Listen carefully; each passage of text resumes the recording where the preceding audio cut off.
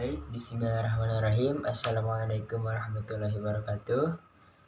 Perkenalkan, nama saya Depan Kurniawan dari kelas BK 3B, Program Studi Menyambung Konseling, Fakultas Keguruan dan Ilmu Pendidikan. Nah, maksud saya di sini yaitu supaya kita saling mengetahui dan juga untuk memenuhi salah satu tugas mata kuliah Agama Islam Kemuhammadiyahan 2. Nah, pada pertemuan yang kedua ini insya Allah akan sedikit memaparkan tentang Muhammadiyah sebagai gerakan sosial. Nah, sebelum ke Muhammadiyah gerakan sosial, nah kita harus tahu dulu latar belakangnya seperti itu. Nah, Muhammadiyah sendiri itu mengambil surat Al-Ma'un dalam Al-Quran sebagai dasar untuk berjalan pada ranah sosial. Nah, saat ini Muhammadiyah banyak mempunyai amal usaha yang mulai dari pondok, anak yatim, sekolah atau lembaga pendidikan, sampai rumah sakit. Jadi revitalisasinya itu adalah suatu bentuk perubahan yang mengandung proses penguatan. Itu nama meliputi peneguhan terhadap aspek-aspek yang selama ini dimiliki, maupun dengan melakukan pengembangan sehingga menjadi lebih baik dan lebih maju. Itu dari kondisi sebelumnya. Nah, salah satu langkah revitalisasi gerakan Muhammadiyah yaitu melakukan penguatan seluruh aspek gerakan dan menggerakkan segenap potensi Muhammadiyah dalam menjalankan amanat muktamar. Itu.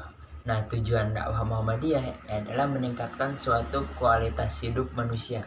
Dan seharusnya kita ikut berpartisipasi dalam dakwah tersebut, karena dengan dakwah tersebut menggerakkan dinamika kehidupan masyarakat Islam di bidang pendidikan, ekonomi, dan sosial budaya. Nah, kembali lagi ke nilai-nilai sosial kemanusiaan Tegi Al-Ma'un. Nah, ayat yang memberi landasan bagi gerakan-gerakan sosial dalam Islam yaitulah Al-Ma'un. Itu surat ini pendek, ayatnya tidak banyak, hanya sekedar 7 ayat gitu. Nah, tapi maknanya itu menggetarkan yang ada, menggetarkan dada gitu.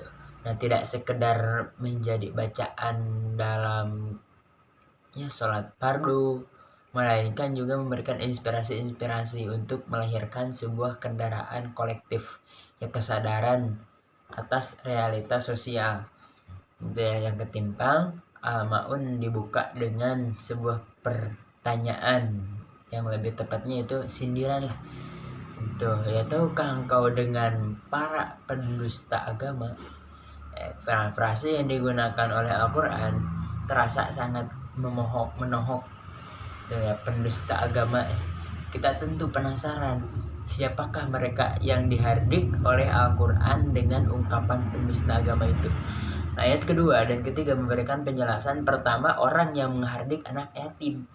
Untuk ayat kedua, menolak memberi makan orang miskin. Gitu ayat 3 Nah, Buya Hamka memberikan tafsir atas ayat ini dengan kata menolakan. Itu dalam ayat kedua tertulis yad'u dengan tasydid dengan tasydid.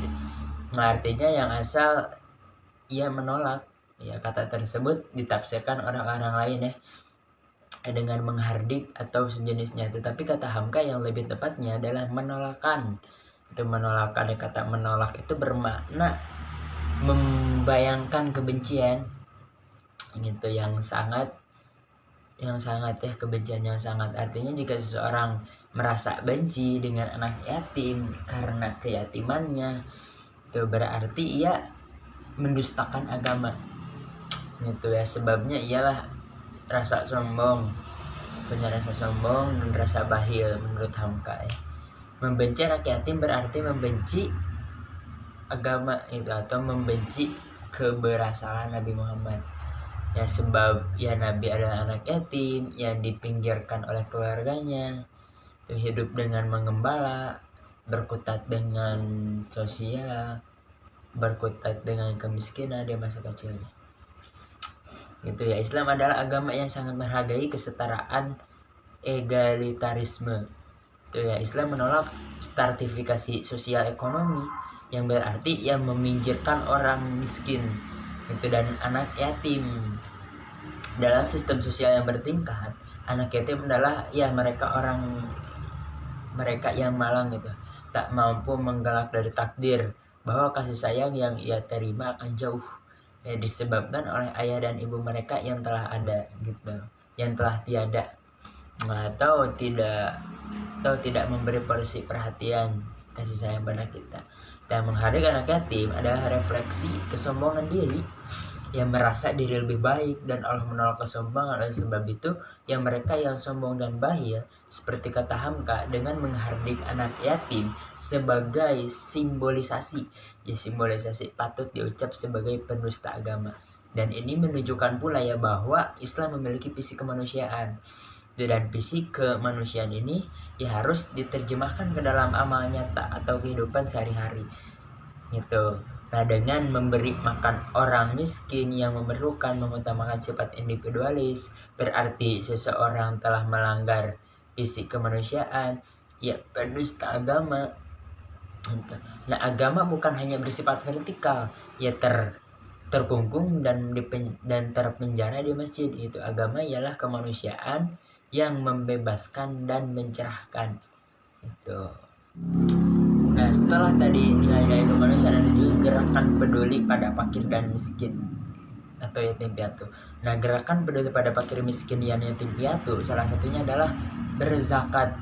Begitu dijelaskan dalam Al-Quran surah At-Taubah gitu ya, tentang kelompok penerimaan zakat. Fakir dan yatim piatu termasuk golongan yang wajib menerima zakat. Ya karena anak yatim dan piatu adalah anak yang meninggal oleh orang tuanya. Itu ya baik ayahnya atau ibunya atau keduanya dan belum dewasa serta belum mencari nafkah sendiri.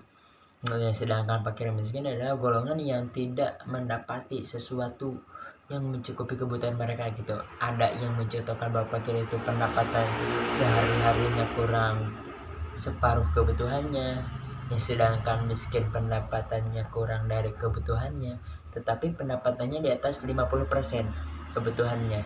Ya namun masih kurang. Ya Muhammadiyah adalah institusi dan nasionalisasi teologi al-ma'un yang diharapkan peduli kepada kaum gitu ya, pada kaum tersebut dalam mengikis problematika sosial. Ya Muhammadiyah dalam praktisi sosial dengan memihakkan terhadap kaum mustadafin ya, du'afa, masakin dan anak yatim. Itu yang mengilhami Muhammadiyah untuk mendirikan banyak lembaga pendidikan, panti asuhan, rumah sakit, dan tempat layanan sosial lainnya. Ya pendirian tempat layanan sosial adalah kepedulian Muhammadiyah kepada kaum miskin dan kepentingan umat.